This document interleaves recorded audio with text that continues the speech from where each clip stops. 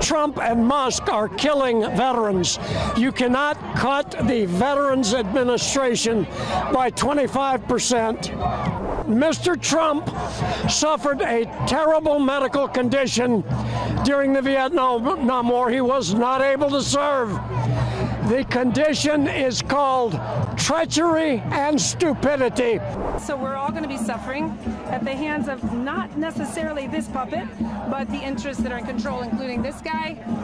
And then there's supposed to be a second puppeteer that is Vladimir Putin, but he couldn't show up today. So, and I think that as democracies, we've been sisters forever. We've had plenty of people fight and die for our right to vote, for our right to have a say in our governments. The power-hungry have seized our country and our nation, those and they're seizing our democracy.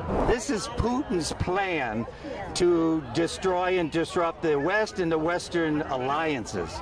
And he's got the perfect puppet. When you make friends with your enemies and enemies of your friends, that is problematic. And I am here to support all those people who are fighting for their jobs, for their health insurance, for Medicare, Medicaid, Social Security, housing, interest rate, food, $8 a dozen eggs, sending their kids to school, buying clothes, celebrating holidays. People are just suffering because there is no money. Buying a car if they need one, making it to work. 200,000 people have lost their jobs.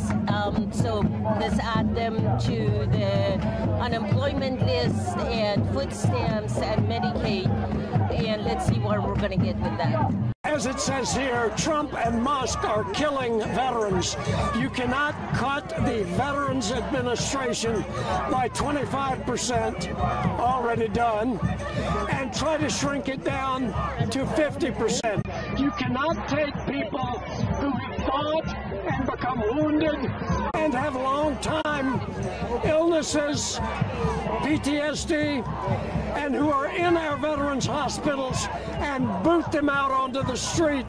This is what these cruel, thoughtless, we want to call them human beings, but we've got to understand that Mr. Trump suffered a terrible medical condition during the Vietnam War. He was not able to serve. The condition is called treachery and stupidity, and so many of the people in his cabinet are suffering from that today. I don't mean to be unkind to them, but they are ignorant and know not what they do. The last time someone said that, dear God, forgive them, they know not what they do. It was the last person who was standing up for humanity. So we have to realize this. And we have to honor our journalists and our videographers who are taking this message worldwide. Right. Now, on Wednesday, the tariffs were imposed and announced. There was worldwide, there was a shock. Allies were again in shock. Allies like India, who could be great partners when you have to counter China. What do you have to say on that? I've lived in Calcutta for almost 2 years. Today it is Kolkata.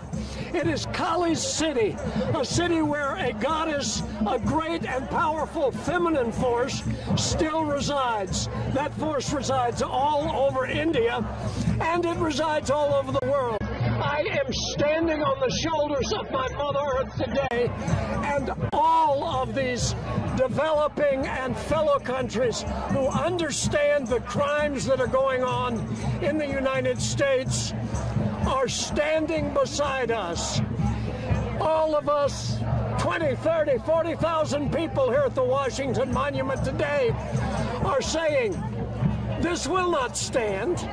This fellow Elon Musk, this fellow Don Trump, they are going to go down in history just like Benedict Arnold as criminals. When they blockaded U.S. aid, that is called murder by starvation. These people cannot be allowed to remain in power. And as the laws of the United States begin to take effect, these people are going to be going to jail. I think the extreme tariffs that Trump announced are a wake-up call to Americans and to people all around the world to understand that he is a destructive force. He aims to be a dictator. His policies are not good for Americans, and they are not good for our allies and trading partners, including people in the developing world, especially big democracies like India. We should be working with them as partners, not imposing tariffs that will make Americans poorer and make people in India poorer. I might want to call strong men who are really dictators. And he, from the top? Yeah. Trump likes strong leaders. Most of them are dictators. He's shown an affinity for Prime Minister Modi, who of course is democratically elected. I'm hoping that Prime Minister Modi will reach out to Donald Trump and explain to him that these tariffs are bad for Americans and bad for the people of India, bad for everybody in the world. We are on the brink of a global depression, which will be especially hard for poor people around the world. And I hope that Prime Minister Modi will make that clear to Donald Trump. Came today with my Trump puppet, which I've been developing with a lot of help, because I actually don't typically make puppets. But the idea of the puppet is that our leader, our president, Trump, is a puppet of other interests, and with the tariffs this week, for example, they're just a tool to dismantle our country for other interests, which are those that are manipulating this leader who gets to sign executive orders and have stuff happen. Yes, so we're all going to be suffering at the hands of not necessarily this puppet, but the interests that are in control, including this guy. And then there's supposed to be a second puppeteer that is Vladimir Putin, but he couldn't show up today. So, what does it mean for allies like India, you know, who are so important to counter China? Yeah, I mean, for me, just from my layperson perspective, I'm worried about the impact on my own, ability to pay my bills, but also in our standing in a world, a global economy, but also a global society. That I feel a lot of shame for what is representing our country right now, and I just look forward to a time when we can finally come out of it.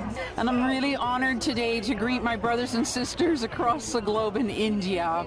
I have a great love for your country, and I think that as democracies, we've been sisters forever. We've had plenty of people fight and die for our right to vote, for our right to have a say in our governments. It's just shocking that this has happened. It's shocking that half of our country has voted for this. I think they themselves are shocked as well. And how to turn that around when we've gone down this road so far is hard to say. I'm very inspired when I think about Mahatma Gandhi, really. Today I'm here because it is our ocean and it's our salt. And I'm looking, what am I going to do to be the resistance? How am I going to do that peacefully? As for world commerce and world exchange, we have so much to give to each other. We have so much to learn on how to live together as a global community. This greed of me first, my country first, my products first, and as much money as I can possibly make, it's unsustainable. It's unsustainable for every country. It's unsustainable for the world. It's unsustainable for humanity. So I again just want to greet my brothers and sisters in India. I know that you're not strangers to adversity, and certainly not to class struggle, and certainly not strangers to poverty. You have so much to teach us. We're kind of babies. We've been rather economically privileged, and we're in a bit of state of shock that even the privilege of freedom, the basic human rights, such as being able to speak to you today on camera, that this might be taken from us. It's shocking. It's going to take us a while to catch up. So please help us. You're further down the road. You know the ocean better. You've tasted the salt yourselves. We're going to learn. We'll join you there. Please have faith in us, and we'll pray for each other. We're here because our democracy is being stolen by this administration or regime. And we wanted to make a very bold statement showing different aspects of what's happening now with the Trump administration And so as you see here, this is self-explanatory. We have someone that wants to be a dictator trying to run our country as if he's an autocrat. This is, I think, the hands-off, everything that the administration is trying to do right now, putting their hands on everything, stripping us of all of our rights. As a country, I'm not sure what. When this country was founded on the openness of gathering the huddled masses of those who were distraught, those were put down, those who were disadvantaged, and our country was open to those seeking asylum. We feel now that our country, who was at one time harboring the masses, are now being punished for that. And feeling almost as if the Statue of Liberty and liberty itself is no longer welcome here.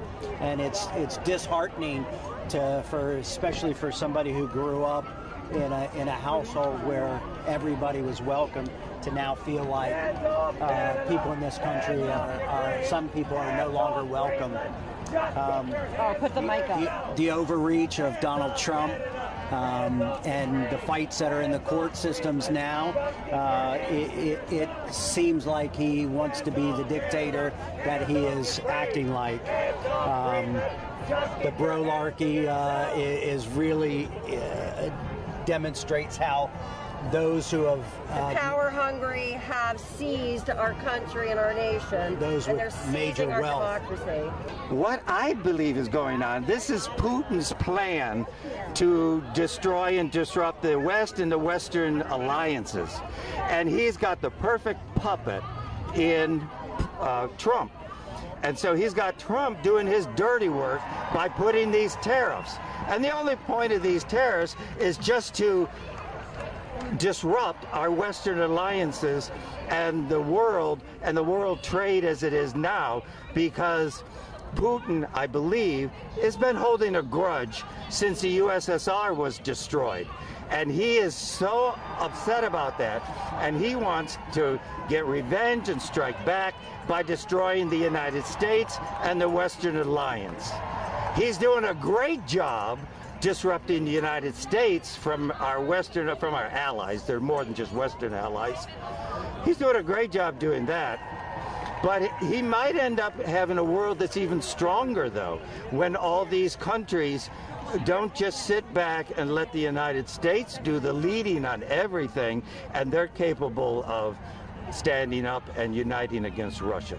What about strategic partners like India in the Indo-Pacific, imposing tariffs on them? What does that mean? That's no more sense than any of them. Why would he be putting tariffs? They already have trade agreements, and we already have established trade systems.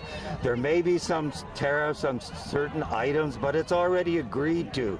This is all strictly to isolate the United States and disrupt us from all our peaceful alliances. Has nothing to do with India. Has nothing to do with the other countries in the Pacific. Has almost nothing to do with us and them. This is just Putin's way of striking back, and he's got a hold of the government here in the United States, which is a very powerful tool. In part, I'm here, and this dovetails with your question, because when you make friends with your enemies and enemies of your friends, that is problematic. And when you further reinforce that through tariffs, which, by the way, do not benefit the American people at all, then this is problematic at every level, ideologically, economically, and morally. So this is why I'm here.